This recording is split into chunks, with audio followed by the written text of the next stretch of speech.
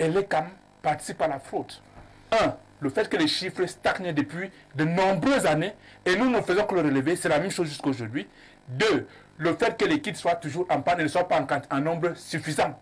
Trois, le fait qu'on ne livre pas quelquefois les récépissés de cartes de lecteurs.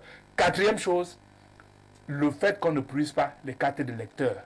Monsieur le directeur général de l'ECAM, Monsieur Éric Essoussé, est en mission commandée contre le peuple camerounais. C'est une phrase forte, celle de Maurice Kamto. Le célèbre opposant camerounais lance un appel solennel à la démission immédiate du directeur général de l'ECAM ou à sa révocation, ainsi qu'à celle des membres du conseil électoral de l'ECAM pour sauvegarder la paix au Cameroun. Les chiffres sont stagnants. Et c'est cela que relève Maurice Kamto dans sa déclaration. Aujourd'hui, on nous a parlé de 184 000 inscrits au jour d'aujourd'hui. Mais c'est très peu, c'est dérisoire par rapport à l'engouement que nous voyons tous, des gens qui veulent s'inscrire. Et je vais vous dire une chose aujourd'hui. Dans certains endroits, que ce soit Douala et Yaoundé, lorsque vous avez inscrit, normalement on doit vous délivrer immédiatement un récépissé. Plusieurs fois, on a vu l'ECAM incapable de délivrer immédiatement le récépissé. Et lorsqu'on ne délivre pas un récépissé, vous n'avez rien. C'est comme si vous n'étiez pas inscrit. Démontre que vous êtes inscrit. Oui, comme vous êtes inscrit, absolument rien du tout. Le moment venu, si votre carte de lecteur n'est pas disponible. Si elle peut même sortir. Donc, à partir du moment-là, c'est une forme de fraude. Et l'ECAM ne devrait pas aller sur le terrain avec les kits, sachant qu'ils ne sont pas en mesure de délivrer immédiatement le récépissé aux usagers. Le leader du MRC affirme que malgré les sommes astronomiques allouées à l'ECAM depuis plus d'une décennie, en particulier pendant les périodes électorales, le directeur général et les membres du conseil électoral semblent plus préoccupés par leur train de vie et leurs privilèges que par l'approvisionnement adéquat en kits et en moyens logistiques pour l'inscription normale des électeurs. Parce que la loi exige de délivrer immédiatement le récépissé. C'est la seule pièce qui permet aux citoyens d'être convaincus qu'il a été inscrit sur la liste électorale. Première chose. Deuxième chose, les pannes récurrentes, répétitives et répétées des kits. Je voudrais vous dire, le conseil électoral reçoit 150 milliards pour l'élection chaque année. Qu'est-ce qu'ils font de cet argent? Pourquoi est-ce que vous ne pouvez pas avoir des kits fonctionnels dans les antennes LECAM? 150 milliards. Oui, globalement, nous avons estimé, ceux qui sont reçus ici, 150 milliards qui sont reçus. Qu'est-ce qu'ils ont fait de cet argent-là? Absolument rien. Et vous avez des antennes, même à Yaoundé, Douala, les grandes villes du pays. Chaque antenne a au maximum 2 kits. Et dans les 2 kits, il y a généralement un seul kit qui fonctionne. Un seul. Et quelquefois, ce kit-là tombe en panne. Pendant qu'ils sont en train d'inscrire les Camerounais. Ça décourage. Le maître du droit camerounais pousse la réflexion plus loin et se demande comment M. Éric Essoussé, qui refuse depuis 5 mois de publier la liste nationale des électeurs en totale violation de la loi, ose maintenant limiter les horaires d'ouverture des services, privant ainsi des millions de Camerounais de leur capacité à exercer l'un de leurs droits citoyens fondamentaux, le droit de vote, qui n'est effectif que par l'inscription sur une liste électorale. Si on comprend bien, pour vous, pour l'instant, la grosse responsabilité viendrait de l'ECAM. Mais c'est ce qu'on dit. Et c'est pourquoi nous disons clairement que l'ECAM est un outil du pouvoir pour pouvoir se maintenir par tous les moyens aux affaires. Parce que l'ECAM ne fait pas vraiment son travail. Il n'est pas admissible que l'ECAM ait des kits qui ne soient pas fonctionnels, qui soient en panne. Cela n'est pas admissible. L'agrégé des droits pousse la réflexion encore à son paroxysme et se demande comment M. Éric Essoussé, dont les agents ont été surpris en train de commettre des fraudes massives en collaboration avec des fonctionnaires de police, ose empêcher les Camerounais ordinaires de s'inscrire sur les listes électorales. Maurice Kamto insiste avec emphase sur l'injustice flagrante qui exclut les travailleurs acharnés de ce processus vital pendant que le directeur général de l'ECAM et les membres du conseil électoral mènent une existence opulente aux dépens du peuple. Nous, les Camerounais, nous contribuons à ce que l'ECAM ait les moyens de pouvoir avoir des équipes à jour de fonctionnement. et en quantité suffisante. Parce que vous voyez une antenne qui, je prends des Yaoundé 5, qui a 2 kits. Qu'est-ce qu'elle peut bien faire avec 2 kits? Combien de personnes elle peut inscrire? Si vous avez 2, 3, 4, 5 points d'inscription, évidemment, l'antenne ne peut pas. Actuellement en panne. Oui, elle ne peut pas le faire. Donc, il faut plus de kits pour pouvoir inscrire au maximum de Camerounais. Maurice Kamto martèle que la mission première de l'ECAM est de garantir en permanence et sans délai la préparation des élections avec pour prérogative absolue l'inscription sur les listes électorales.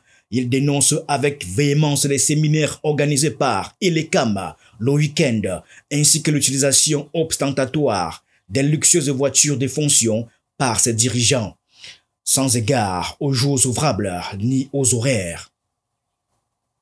Et là, lancé dans son élan de critique acerbe, le leader politique plonge à nouveau dans une abyssale réflexion et s'interroge sur la manière dont M.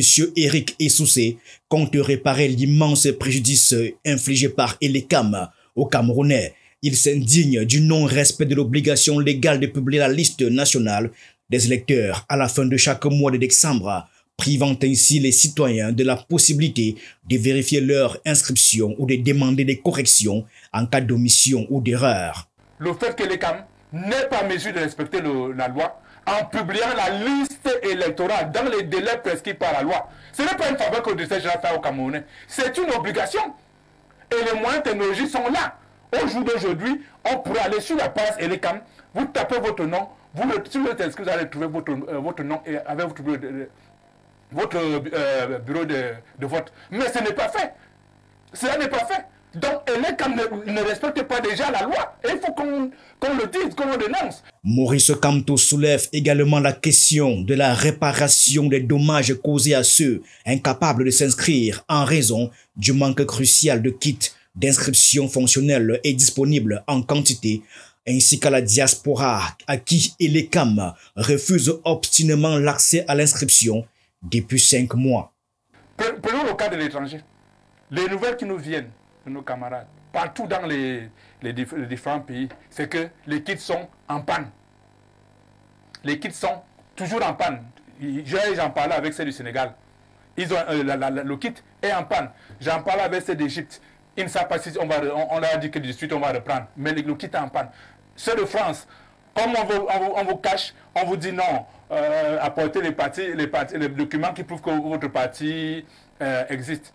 On demande son MSC. Un parti qui a déjà participé à plusieurs élections au Cameroun, mais on vous demande d'apporter les papiers qui montrent que votre papier est autorisé. Mais c'est terrible ça. Vous allez chuter. Maurice Kamto ne retient pas ses paroles. Pour lui, M. Eric Essoussé et les membres du conseil électoral de l'ECAM représentent un péril pour les libertés politiques fondamentales du peuple camerounais. M. Essoussé se voit comme un Hercule politique, le héros improbable d'une tragédie politique qu'il tente de mettre en scène. Avec le soutien du conseil électoral, il croit pouvoir sauver le RDPC d'une déroute électorale imminente. Dans sa vie passée au ministère de l'administration territoriale, il avait été époustouflant dans son rôle de fossoyeur des libertés publiques, en particulier la liberté de la presse et d'information. Cette fois-ci, à l'ECAM, il a probablement promis de surpasser ses exploits passés et de réaliser des miracles. Quelle vanité face à un peuple éveillé, debout et désormais pleinement conscient de ses responsabilités dans son destin et celui de son pays. Se désole Maurice Kamto. Le fait que l'ECAM n'ait pas mesure de respecter la loi en publiant la liste électorale dans les délais prescrits par la loi, ce n'est pas une faveur que le directeur général fait au Camerounais, c'est une obligation. Et les moyens technologiques sont là. Au jour d'aujourd'hui, on pourrait aller sur la page l'ECAM, vous tapez votre nom, si vous êtes inscrit, vous allez trouver votre nom et avec votre bureau de vote. Mais ce n'est pas fait. Cela n'est pas fait. Donc, l'ECAM ne respecte pas déjà la loi. Et il faut qu'on le dise, qu'on le dénonce. Comment des citoyens camerounais rémunérés par les impôts du peuple peuvent-ils travailler avec une telle détermination contre ce même peuple, contre la démocratie et pour un seul parti, le RDPC, qui a plongé notre pays dans les abîmes au cours des 4 décennies d'exercice solitaire du pouvoir? S'interroge le leader national du MRC. Il conclut que cela ne peut plus durer. Cela ne doit plus durer. L'homme politique exhorte les autorités politiques à assumer leurs responsabilités face à ce regroupement d'individus sans scrupules. S'ils n'ont pas la décence de démissionner eux-mêmes, il en va de la préservation de la paix dans notre pays, le Cameroun. Et pendant ce temps, que fait le ministère de la Justice, notamment chargé de ces questions-là, pour pousser l'ECAM à respecter les dispositions de la loi? Mais on va vous dire que non, M. Paul Biya était légaliste. Légaliste, ça veut dire que vous respectez la loi. C'est compris. M. Paul Biya a pris un engagement, celui de veiller au respect de la Constitution et de toutes les lois. Et nous attirons son attention sur le respect du code électoral qui n'a jamais été modifié alors que les partis politiques appellent à sa modification.